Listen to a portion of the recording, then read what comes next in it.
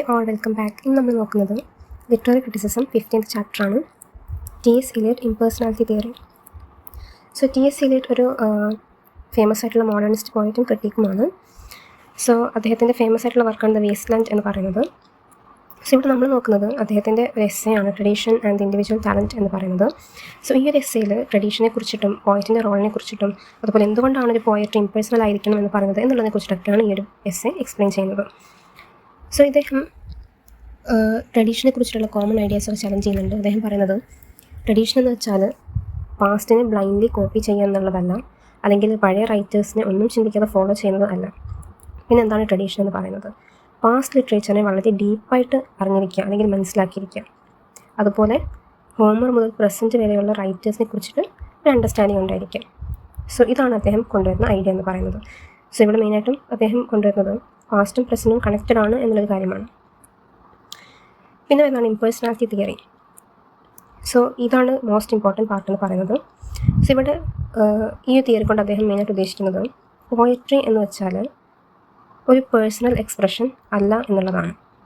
It is impersonal എന്നാണ് പറയുന്നത്. So ആ പേരിൽ തന്നെ അതിന് അർത്ഥമുണ്ട്, പേഴ്സണൽ അല്ലാത്തത് എന്നുള്ളതാണ്.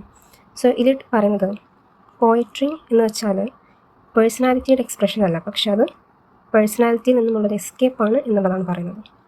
ഇത് അദ്ദേഹം വളരെ ക്ലിയർ ആയിട്ട് ഒരു സയൻറ്റിഫിക് എക്സാമ്പിൾ വെച്ചിട്ടാണ് കാണിക്കുന്നത്. That is catalyst example. അതായത് പ്ലാറ്റിനം നമ്മൾ കെമിസ്ട്രിയിൽ അല്ലെങ്കിൽ റിയാക്ഷനൊക്കെ ഹെൽപ്പ് ചെയ്യുന്ന ഒരു സംഭവമാണ് പ്ലാറ്റിനം എന്ന് പറയുന്നത്. അതായത് കെമിക്കൽ റിയാക്ഷൻ നടക്കാൻ വേണ്ടിയിട്ട് ഇത് ഹെൽപ്പ് ചെയ്യുന്നു, പക്ഷെ അത് അൺചേഞ്ച്ഡ് ആയിട്ടും ഇരിക്കും. ഇതിൻ്റെ സഹായം ഉണ്ടെങ്കിൽ മാത്രമേ റിയാക്ഷൻ നടക്കുകയുള്ളൂ, പക്ഷേ ഇതിനകത്ത് ചേഞ്ച് ഒന്നും വരുന്നില്ല. ഇതേപോലെ തന്നെയാണ് പോയറ്റിൻ്റെ മൈൻഡ് എന്ന് പറയുന്നത്. അതൊരു കാറ്റലിസ്റ്റ് മൈൻഡ് ആയിരിക്കണം. അതായത് ഇമോഷൻസും എക്സ്പീരിയൻസും കൂടി കമ്പൈൻ ചെയ്ത് പോയട്രിയെ ക്രിയേറ്റ് ചെയ്യാം. പക്ഷേ പോയറ്റ്സ് അവരുടെ പേഴ്സണൽ ഫീലിങ്സിൽ നിന്ന് ഡയറക്റ്റ്ലി എടുത്ത് കാണിക്കരുത്. സോ എന്താണ് ഇമോഷൻസിനെ കുറിച്ചിട്ട് പറയുന്നത്? സോ ഇതിട്ട് തീർത്തും പറയുന്നില്ല പോയട്രിയിൽ ഇമോഷൻ ഇല്ല എന്നുള്ളത്. അദ്ദേഹം പറയുന്നത് പോയട്രി ഇമോഷൻസ് യൂസ് ചെയ്യുന്നുണ്ട്, പക്ഷെ അതിനെ കൺട്രോൾ ചെയ്ത് ട്രാൻസ്ഫോം ചെയ്തിട്ടാണ് കൊണ്ടുവരുന്നത്. അതായത് അത് റോ ഫീലിങ്സ് അല്ല, പക്ഷെ ആർട്ടിസ്റ്റിക് ആയിട്ടുള്ള ഇമോഷൻസ് ആണ് എന്നുള്ളതാണ്. പിന്നെ അദ്ദേഹം റൊമാൻറ്റിക് വ്യൂവിന് എതിരായിട്ട് പറയുന്നുണ്ട്. അതായത് റൊമാൻറ്റിക് പോയറ്റ്സ് ആയ ഇപ്പം വില്യം വേർഡ്സ്വർത്ത് പറഞ്ഞായിരുന്നു പോയട്രി എന്ന് വെച്ചാൽ ഇമോഷൻ റീകളക്റ്റഡ് ആൻഡ് ട്രാങ്ക്വിലിറ്റി എന്നൊക്കെ. സോ ഇതിനൊക്കെ ഇലിയട്ട് ഡിസഗ്രി ചെയ്യുന്നുണ്ട്. അദ്ദേഹം പറയുന്നത് പോയട്രി എന്ന് വെച്ചാൽ പേഴ്സണൽ ഇമോഷൻ്റെ റീകളക്ഷൻ അല്ല, അതൊരു പുതിയ ക്രിയേഷൻ ആണ് എന്നുള്ളതാണ്. സോ എന്താണ് ഇതിനകത്ത് ഇമ്പോർട്ടൻ്റ് ഐഡിയ എന്ന് പറയുന്നത്? The man who suffers is not equal to the mind which creates. അതായത് പോയറ്റിന് ഇമോഷൻസ് ഫീൽ ചെയ്തേക്കാം, പക്ഷേ ക്രിയേറ്റീവ് മൈൻഡ് അതിനെ ആർട്ടിലേക്ക് ട്രാൻസ്ഫോം ചെയ്യും എന്നുള്ളതാണ്. പിന്നെ എന്താണ് തിയറി ഓഫ് പോയറ്റിക് ക്രിയേഷൻ? ഇനി അദ്ദേഹം പറയുന്നത് എങ്ങനെയാണ് പോയട്രി ആക്ച്വലി ക്രിയേറ്റ് ചെയ്യുന്നത്? സോ ഇതൊരു കോമ്പിനേഷൻ ഓഫ് ഫീലിങ്സ് ആണ്. അതായത് പോയട്രി ഉണ്ടാവുന്നത് ഫീലിങ്സ്, എക്സ്പീരിയൻസസ്, ഇമേജസ് ഇവരൊക്കെ കമ്പൈൻ ചെയ്തിട്ടാണ്.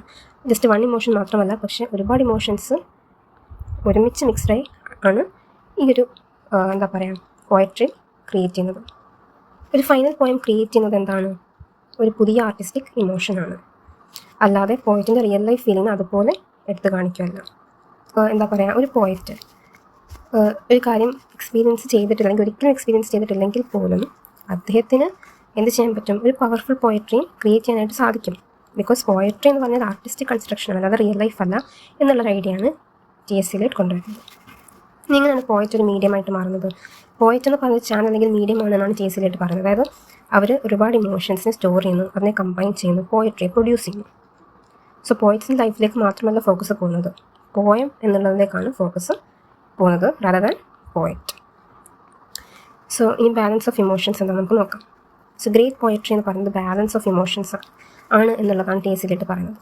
അതായത് positive plus negative feelings combine ചെയ്ത് ഒരു പവർഫുൾ എഫക്റ്റ് ക്രിയേറ്റ് ചെയ്തെടുക്കുകയാണ്. സോ ഈ ഒരു കാര്യമാണ് ഇതിന് മെയിനായിട്ട് പറയുന്നത്. ഇനി അതിൽ 2 പാർട്ടിൻ്റെ സമ്മറി നമ്മുടെ ടെക്സ്റ്റ് കൊടുത്തിട്ടുണ്ട്, ആ എസ്സേയുണ്ട്, അത് ജസ്റ്റ് വായിച്ച് നോക്കുക. ഇത്രയും കാര്യങ്ങളാണ് ഈ ഒരു ചാപ്റ്ററിൽ മെയിനായിട്ട് പറഞ്ഞു പോകുന്നത്. സോ ഓർത്ത് വെക്കേണ്ട കാര്യങ്ങൾ ഇൻ കൺക്ലൂഷൻ: പോയട്രി എന്ന് വെച്ചാൽ പേഴ്സണൽ അല്ല, പോയറ്റ് എന്ന് വെച്ചാൽ കാറ്റലിസ്റ്റിനെ പോലെയാണ്.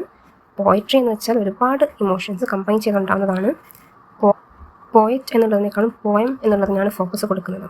അതുപോലെ ഇലിയട്ട് ലിറ്റററി ക്രിറ്റിസിസത്തിനെ ചേഞ്ച് ചെയ്തിരിക്കുന്നു. അതായത് റൊമാൻറ്റിക് ഐഡിയാസിനെ റിജക്റ്റ് ചെയ്തു, ഇംപേഴ്സണാലിറ്റിയും ട്രഡീഷനെയും സപ്പോർട്ട് ചെയ്തു എന്നുള്ളതാണ്.